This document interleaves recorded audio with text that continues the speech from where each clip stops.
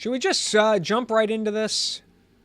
Vivek? Yeah, so I got a request to look at a clip of this, of Vivek Ramaswamy's appearance on John Stossel 2 months ago. Already has 1.5 million views on YouTube. It's from May.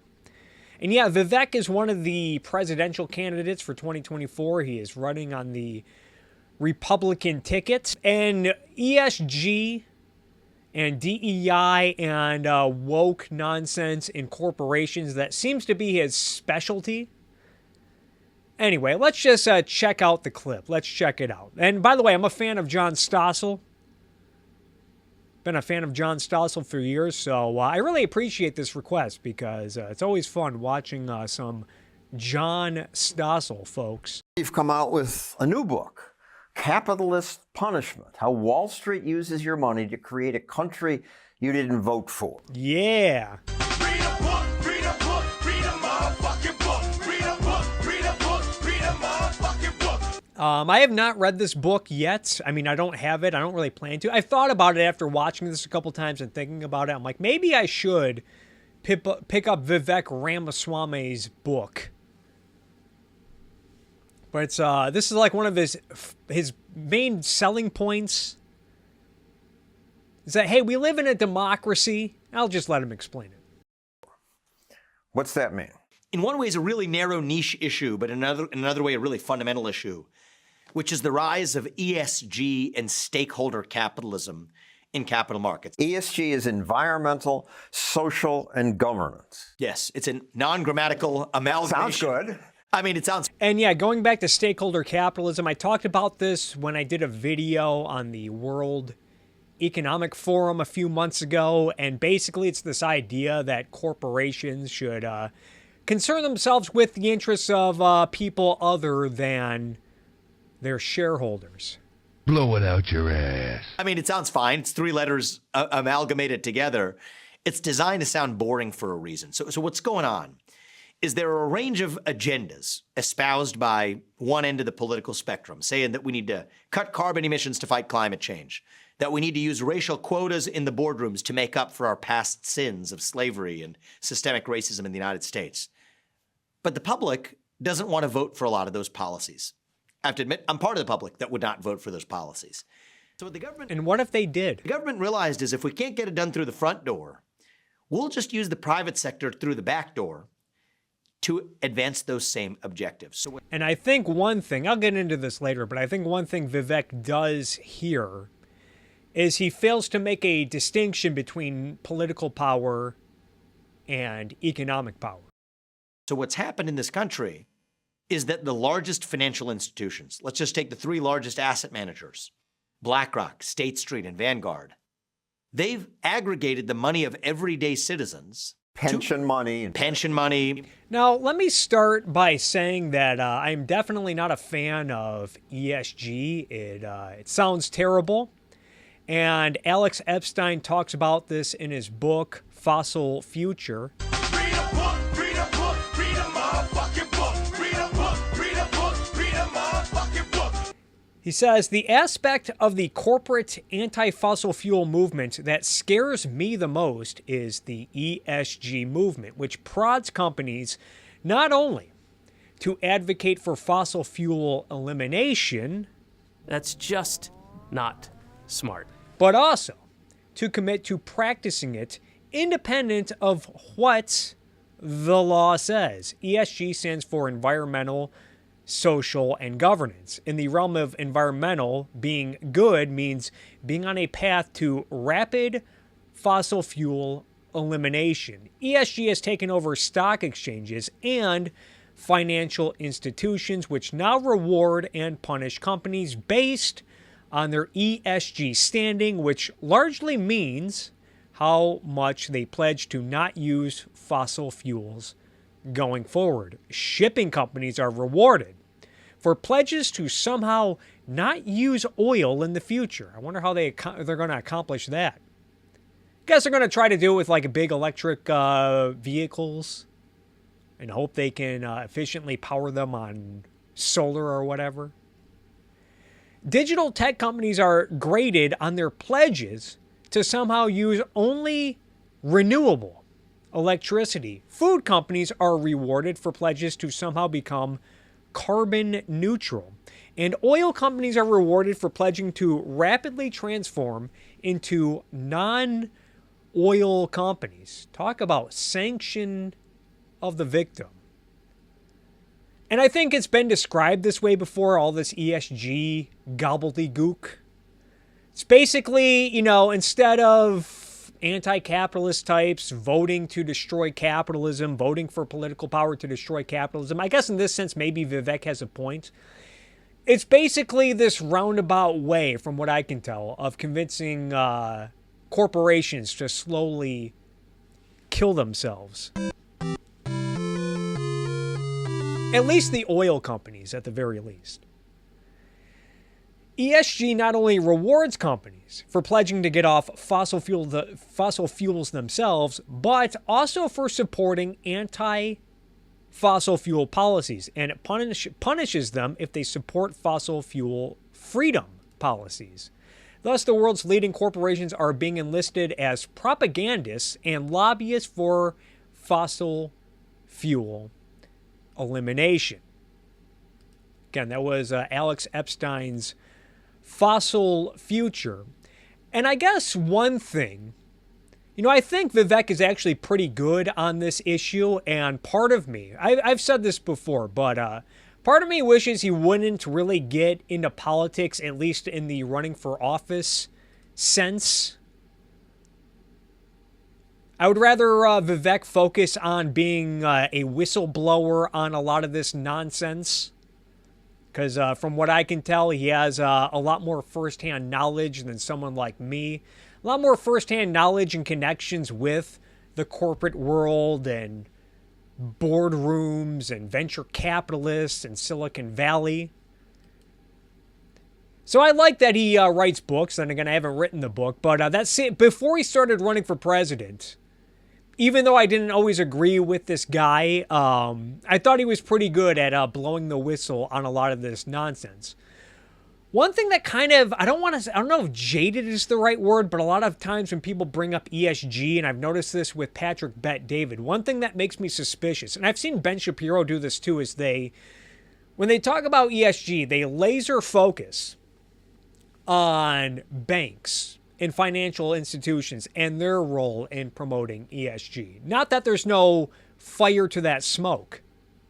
I'm not saying that they're wrong to say that BlackRock or Larry Fink types or whatever, I guess in this case it was State Street and Vanguard. Let's bring that graphic back up. There we go.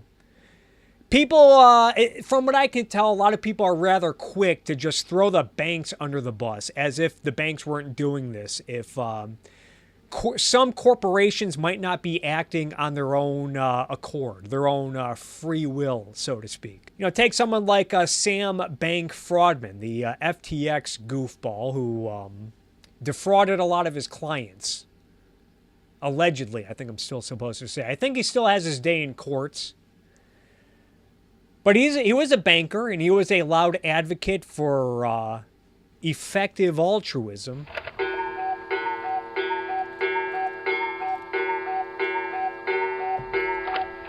Seemed like at times Sam Bankman-Fried was more interested in just being famous for being a good little boy. He was a huge promoter of this, and he was lobbying politicians to get involved in regulating cryptocurrency. But no one asks where SBF gets these ideas from, or whether or not the ideas are good. From what I can tell, someone like a Sam Bankman-Fried, he got these ideas from his parents, who were professional intellectuals. Maybe he got a lot of these during his educational pursuits. Maybe that had a bad influence on him. But I think it's also worth noting that businesses, I think even in a free market, a lot of business leaders would be involved in activist work. Sometimes good, sometimes bad. We see this, from my point of view, in a good way when we think of people like, say, John Allison, who I guess, he's very involved with the Ayn Rand Institute, and he's a contributor. And I guess, according to Wikipedia, he has assigned Atlas Shrugged to his senior executives.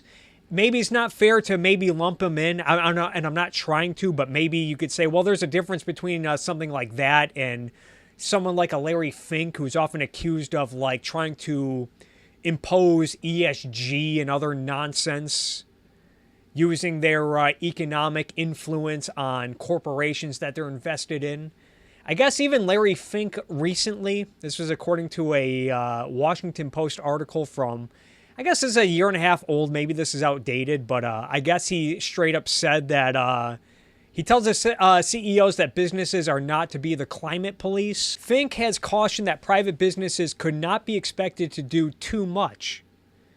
After the November climate summit in Glasgow, Scotland, international climate negotiators sought to persuade businesses to take steps to slow climate change. Blow it out your ass. Capitalism has the power to shape society and act as a powerful catalyst for change, but businesses cannot do this alone, and they cannot be the climate police, Fink said. That will not be a good outcome for society. We need governments to provide clear pathways and a consistent taxonomy for sustainability, policy, regulation, and disclosure across markets. Blow it out your ass. Oh yeah, I think I meant to mention this too. When talking about Larry Fink and BlackRock, I guess they've been scrutinized before. Larry Fink, he's been scrutinized as one of the, despite being like the face, the spearhead of ESG.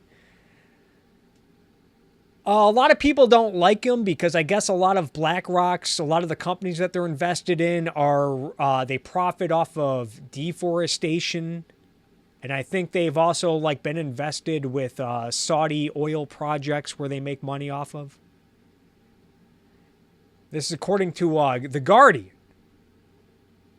Article was from October of 2021 by Georgia Wright, Liat Olinek, and Amy Westervelt. The Dirty Dozen meet America's top climate villains. And Larry Fink and Jamie Dimon are both in here. As chief executive of BlackRock, Fink oversees one of the world's largest fossil fuel investment portfolios. Uh-oh, SpaghettiOs! With $87 billion behind the industry. And though Fink has made sweeping climate promises and even wrote an op-ed about achieving net zero, his company has profited off deforestation, a major cause of rising emissions, more than any other company globally. Fink has also pushed BlackRock to vote against pro-climate action shareholder resolutions, all while angling for money from the federal government that should... Oh, okay, well, he definitely kick rocks for that. Go suck an egg for that. Trying to get money from the federal government. Of course, we got our man Charles Koch. Hell to the yeah. In Vanguard, yeah, they pretend that finance world is 100% responsible for like the rise of BlackRock, or at least responsible for ESG and corporations getting involved in environmental activism. And you know, I even looked on Apple's website. This is Apple's website, so this is not like some fringe, wacky conspiracy theory. Although ESG really is.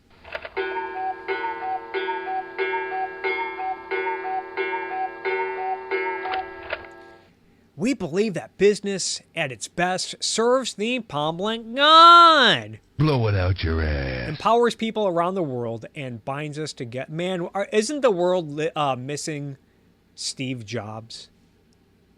You think, from what I've heard about Steve Jobs, I guess like when he came back to Apple, like one of his first decisions was cutting all of Apple's charitable contributions, and his point of view was that, look, if shareholders want to give their money, their earnings to charity, that's their business, but we're not going to decide that on their behalf. You're goddamn right. But I saw some part in the inclusion and diversity section. I read some, here, let's click on that. So reading into this yesterday, We're continuing to build a culture where everyone belongs. That's what sparks our innovation and our progress alone. You can see there's a lot of virtue signal about the increase in female employees, increase in employees in underrepresented communities, whatever the fuck that means.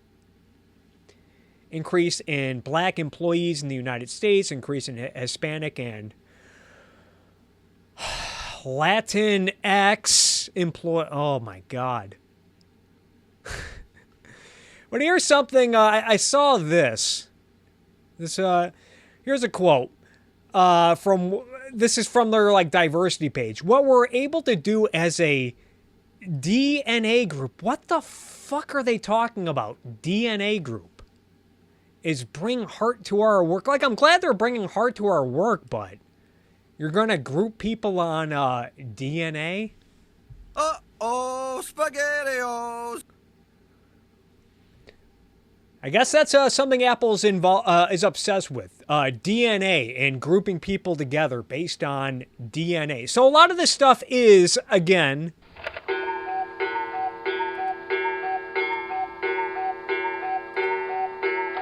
but then again, you know, I got to wonder, when it's a company like Apple, and I think Vivek even kind of suggests that they've been pressured by some of these large financial institutions, but part of me wonders if Apple would do some of this shit on their own accord without any pressure from large financial institutions like BlackRock or Vanguard or whatever.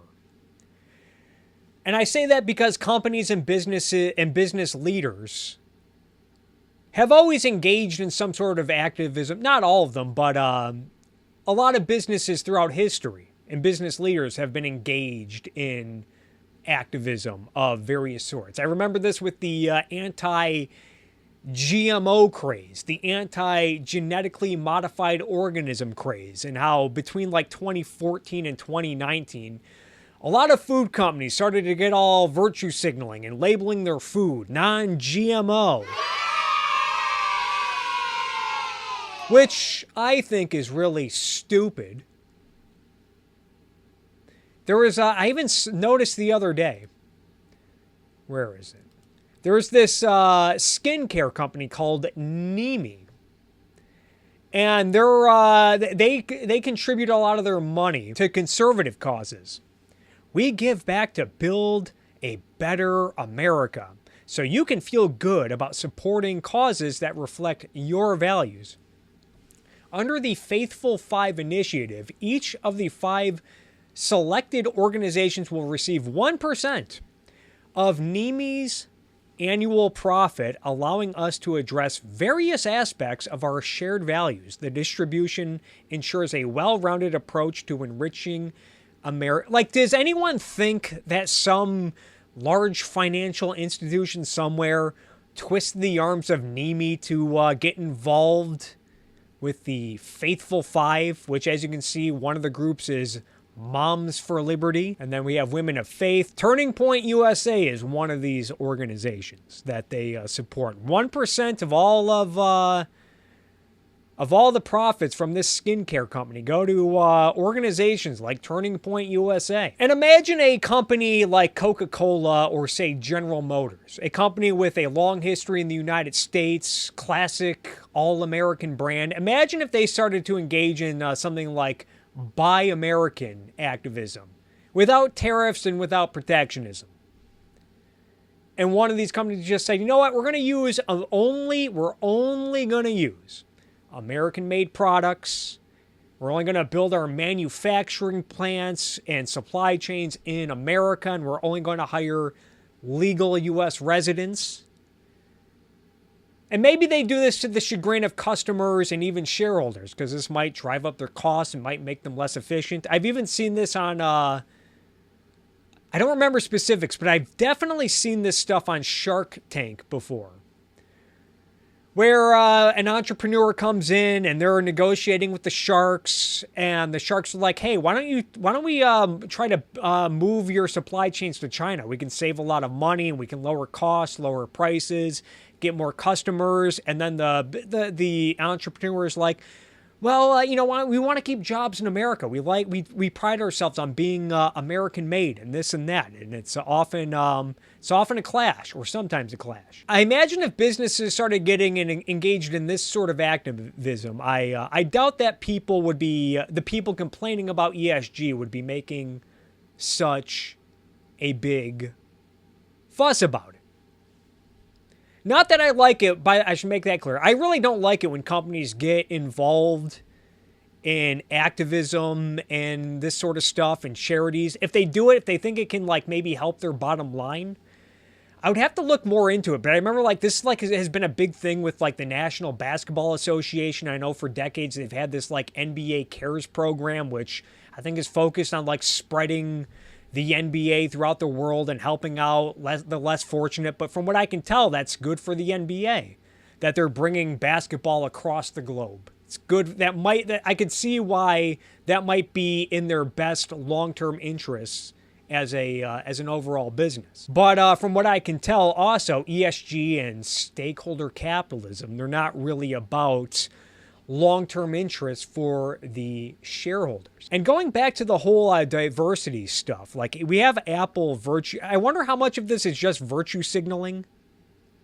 Not to try to sound cynical, but where was it? If you look at this is according to the American Immigration Council. Looked into this really quick. When we talk about the computer industry and the software industry, I think immigrants, it looks like they're 39% of the workforce in software development, 22% of computer systems analysts. You can see the website right here. Maybe I have to zoom in a little bit.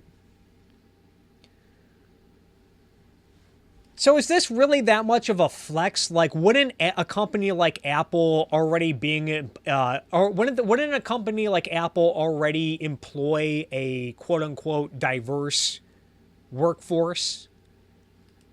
And I was thinking about this. Imagine Major League Baseball making this same flex about how over the last 50 years, baseball has become more and more diverse by adding more players, especially from the Caribbean in South America and East Asian countries like Japan and South Korea, and then them flexing and bragging about how they care about diversity or whatever, and look at all of our trends. It's was this a conscious effort to embrace diversity, or does it just happen to be the case that some of the best players in the world come from various countries? Because my guess is that baseball is only more diverse today because the more teams, the more that individual teams and franchises make race a factor when scouting talent, the less competitive they will be in the long run. And we've even seen this with the NBA over the years. I think the last 4 or 5 MVP winners in the NBA have been immigrants. Giannis Antetokounmpo, Joel Embiid, Nikola Jokic, and you also have Luka Doncic, who hasn't won it yet, but he's definitely one of the top players in the NBA. So part of me wonders, is this kind of a conscious effort on Apple's part, or would they be diverse anyway because they're in a very competitive industry, and a lot of the workforce is already full of people from a wide variety of countries. So I don't like ESG. I think it's bad. My hope is, part of me wonders if the market mechanisms that still exist in the mixed economy will keep some of this malarkey in check. And even, I talked a lot about Apple, forgot to bring up Chevron. Chevron's a big oil company. They're really into this ESG malarkey. So Vivek is not wrong from what I can tell. And to his credit, it looks like he is trying to solve this again by blowing whistles, writing books, and we're going to see he's going to offer his own financial firm as a competitor to all these large firms that are involved in ESG. And again, I think this is where Vivek's talents are best suited. Then again, I'm not one to tell him how to live his life and not run for president, but He seems pretty good on this issue, and I'd like to see him focus more on blowing whistles and exposing a lot of this craziness in the business world. They've aggregated the money of everyday citizens. Pension money. Pension money, 401k accounts, brokerage accounts, the money of everyday citizens to advance these one-sided progressive political agendas, environmental agendas, social agendas. That's what they call them, environmental, social, and governance, that most of those everyday Americans do not agree with, and which crucially do not advance their best financial interests. That's a breach of fiduciary duty. It's probably Most Americans agree that And that's what I was alluding to just a minute ago. Is I'm not an expert on corporate law in this realm about whether or not ESG or ESG policies, if they constitute negligence or a violation of fiduciary duty. And it's really hard when thinking about companies like Apple and Chevron, because from what I can tell, these are still pretty profitable, successful, large companies. They are very profitable. Now, I know that a counter to that, one could easily point out, like, yeah, they're profitable today. And I imagine Apple especially, they're riding on branding. They're riding on reputation.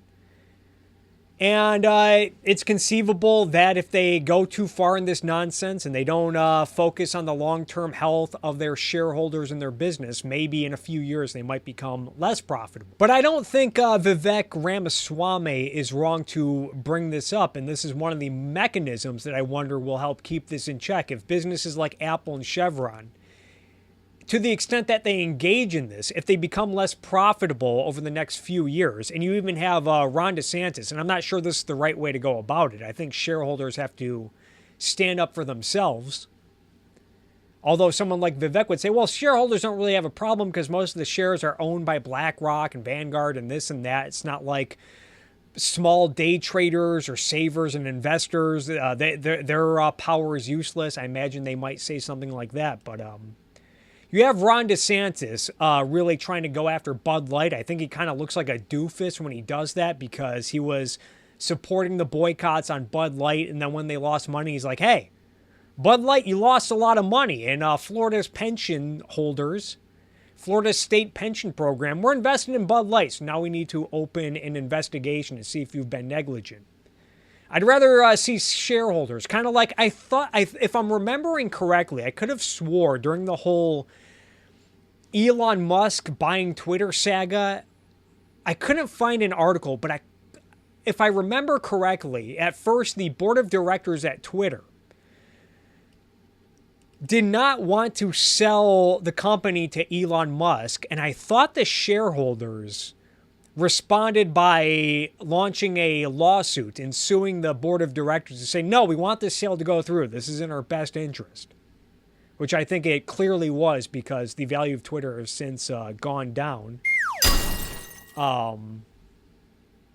So if a company like Twitter can, and their shareholders can respond and tell their board of directors, hey, no, we want to sell to Elon Musk, kind of makes me think that maybe some shareholders of, say, Apple or Chevron, if they started losing money because of ESG and DIE, kind of leads me to believe that it might be possible to get this out, get ESG standards out, and if it ends up costing a lot of companies money, then maybe this trend will eventually go away. Although it's worth noting that even if that does happen, it's still a bad thing because it's a sign that these businesses have unnecessarily wasted value, wasted money, wasted resources, wasted focus, wasted time.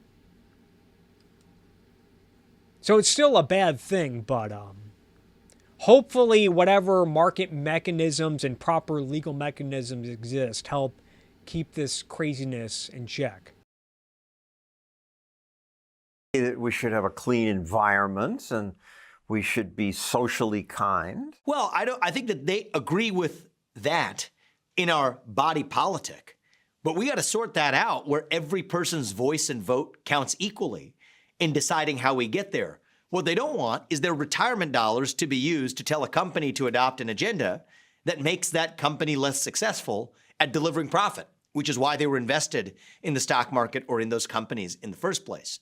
So we have different mechanisms to do different things in our country. We have a beautiful system set up to say capitalism is a space where we make things. We provide products and services for people who need them. It's the best known system to mankind to lift people up from poverty. That's great. goddamn And then right. we've got this constitutional republic where we have a system for sorting out our political differences to decide how we, the people, are governed. We set up as we, the people, a system to do it. But what this stakeholder capitalism trend says is that actually the work of the constitutional republic is now done through the back door, through corporate boardrooms instead. The dirty little trick at the heart of it is that they're using your money, our money, to actually do it, in many cases without people even knowing it. And so a big part of why I wrote that book was knowledge is the first step to empowerment. People And again, good for Vivek on blowing the whistle on ought this. to at least know how their money is being used. Then they can actually be free to make the choice of whether they actually want it used that way. And you started your own investment fund that won't do that. Yeah, it was an investment firm, Strive Asset Management. And I talked about this earlier. Drive Asset Management launching a new index fund today that you might call the anti-ESG. So this is good, and I wish, again, Vivek would focus more on stuff like this, offering competition in this area, writing books, going on shows to expose this insanity. And if people start to look at this and say, I don't want to be investing my money in companies that are not looking out for my long-term interests, well, now you can move your money to another firm that's not involved in ESG. Founded it last year, center of Ohio. So I didn't think I was going to start another business, by the way.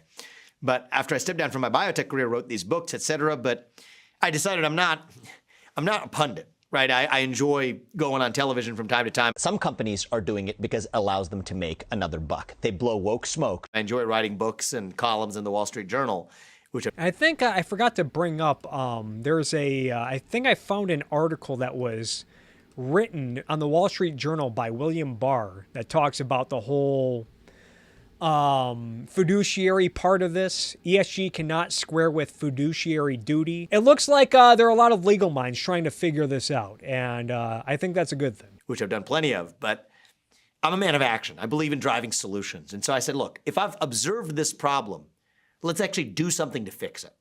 So I started this business, Strive, whose whole premise was to offer similar products to what the likes of BlackRock and State Street and Vanguard offer, but to do it with a different voice and vote when you're voting on behalf of policies as a shareholder in those companies. To tell companies to go back to focusing on excellence over politics, on products and services for your customers to maximize profit, rather than Goddamn right. non-economic agenda, social, cultural, political, environmental, or otherwise. These companies. And it's good to hear someone like Vivek say this kind of, not kind of, but really stress the importance of the profit motive. And it does not seem like he's ashamed of it. And I think that's a good thing. Companies will invest in things that will help preserve people's retirement fund, not make them feel good. Yeah, well, I generally think that people feel good when their retirement fund is doing well and when the economy is doing well. The key difference is almost every major asset manager for the last several years not only buys shares in those companies, they use their clients' money, probably many people listening to this program, to then tell those companies that, hey, we're the shareholder, we BlackRock are the shareholder of you, Apple, who are going to vote in favor of a racial equity audit at Apple. This is a true story in 2022. That Apple's board did not want to adopt, but effectively was forced into adopting when a majority of Apple's own shareholders voted for that racial equity audit. Or Chevron, a company that did not want to adopt a Scope 3 emissions cap, was effectively forced to change its policies after BlackRock, State Street, and Vanguard all voted in favor of a Scope 3 emissions cap. So what's wrong with fewer emissions? What's wrong with having more minorities in the boardroom? Well, we could debate that. Those are deep issues. I don't think there's inherently anything wrong with either of those things. But it's a misuse of somebody else's money to foist that agenda onto a company whose board didn't even want to adopt it, because the job of an asset manager and the job of a corporate board is to advance the financial interests of their clients and of their shareholders, period. See, when I hear this stuff from Vivek, I'm like, I kind of like this guy. Full stop. Anything short of that is a fiduciary breach. That's what's wrong with it. Now, we can get into the merits of the climate debate. I think that most of the anti-carbon agenda in the United States is based on a set of flawed premises. I think it's a long discussion we could have, but that's my opinion in my capacity as a citizen. There's But a climate cult. there is a climate cult in this country that tells you that you have to reduce your carbon emissions when in fact that's based on a flawed set of premises that has anything to do with advancing human prosperity. And I thought John Oliver, of all people, and you guys know that I've had my disagreements with John Oliver, but he had a segment on this. I guess it was last August. It was about a year ago, where he talked about carbon offsets, and even talks about companies like Apple in this, and talks about this big scam of carbon offsets. About how a lot of companies they want to get to net zero. I think it's even used. Let's see if Chevron has this net zero. Yeah, here we go. They want to get to net zero by 2050. Net zero. And John Oliver says that a lot of companies do this by buying stuff like carbon offsets. They don't really reduce their emissions. They don't really get off of fossil fuels. What they'll do is still rely on energy derived from fossil fuels. But then they'll do kind of like what they used to do, what the Catholic Church used to do when people would try to buy indulgences. According to PBS, one particular well-known Catholic method of exploitation in the Middle Ages was the practice of selling indulgences, a monetary payment of penalty which supposedly absolved one of past sins and or released one from purgatory after death.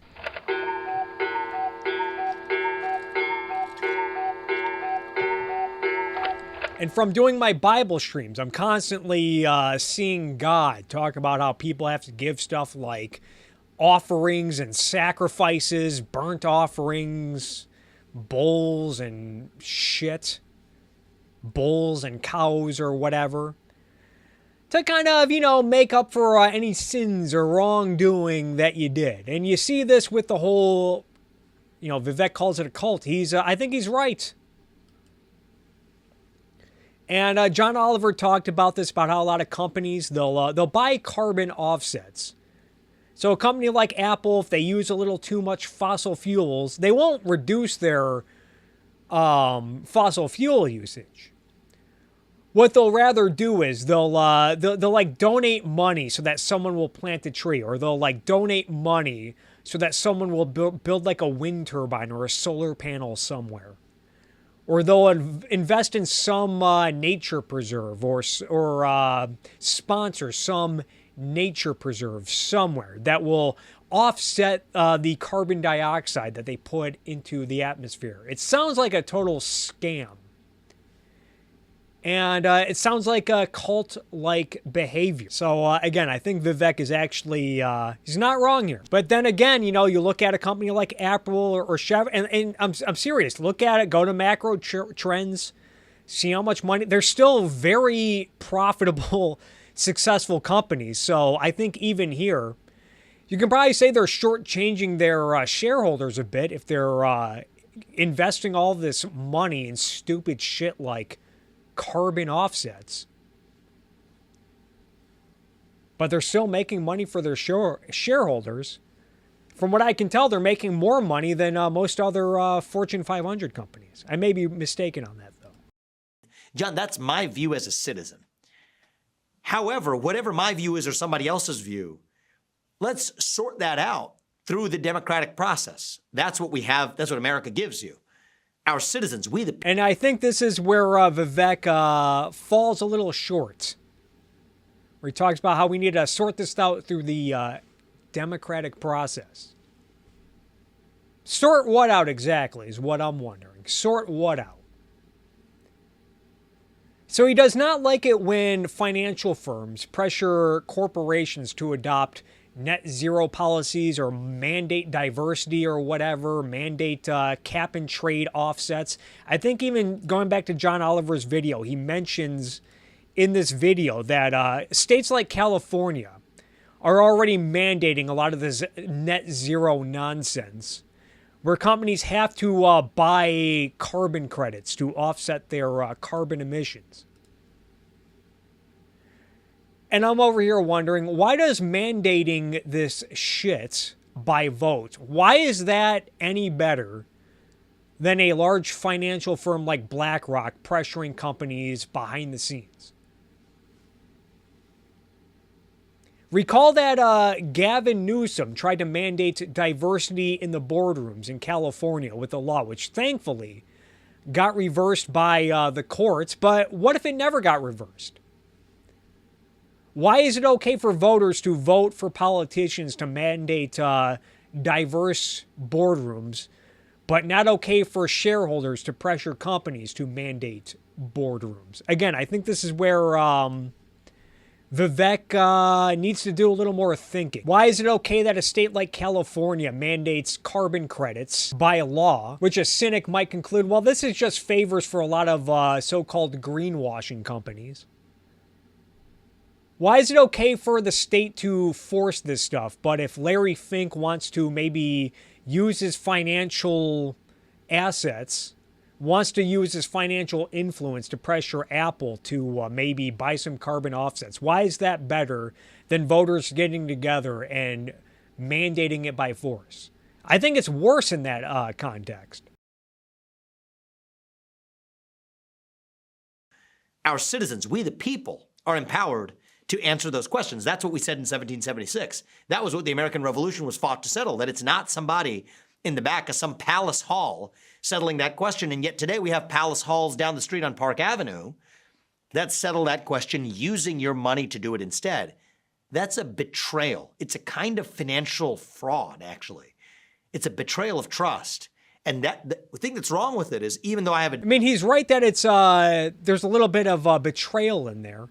If I buy stock in a company like Apple, I'm not really too aware of their activism, and I find out that it's costing me money. It's like, yeah, what are you guys doing? But if my neighbors go to the polling booth in November and then force this on Apple and they cost me money anyway, why is that any better? different opinion than many people who may advance these environmental agendas when it comes to climate change policy, we ought to have that debate as citizens rather than through the Trojan horse of corporate boardrooms. That's what's happening today. I agree with you about these cowards on Park Avenue or at BlackRock just squandering people's retirement money.